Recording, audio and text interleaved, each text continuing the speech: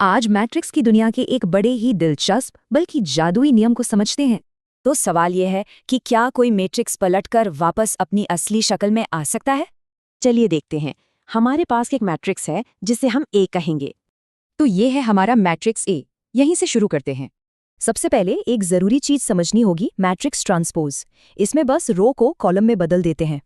मतलब जो पहली रो है वो अब पहला कॉलम बन जाएगी, और ठीक वैसे ही दूसरी रो बन जाएगी दूसरा कॉलम। सिंपल है ना? तो पहला स्टेप ए का ट्रांसपोज निकालना है, जिसे ए डैश कहते हैं। मैट्रिक्स ए की पहली रो देखिए, इसमें है 2 और 3। प्रोसेस सीधा है, पहली रो को पहला कॉलम बनाओ और दूसरी को दूसरा।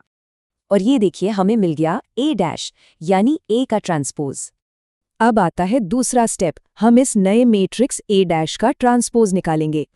तो अब इस नए मैट्रिक्स ए डैश की पहली रो पर ध्यान दें, 2 और 1।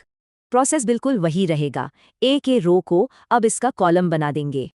तो ये मिला हमें फाइनल रिजल्ट, मैट्रिक्स को 2 बार ट्रांसपोज करने पर। अब आता है सबसे मजेदार हिस्सा, इस फाइनल मैट्रिक्स को ओरिजिनल से मिलाते हैं।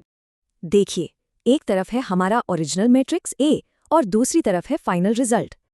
अरे ये क्या, दोनों मैट्रिक्स तो बिल्कुल एक जैसे हैं।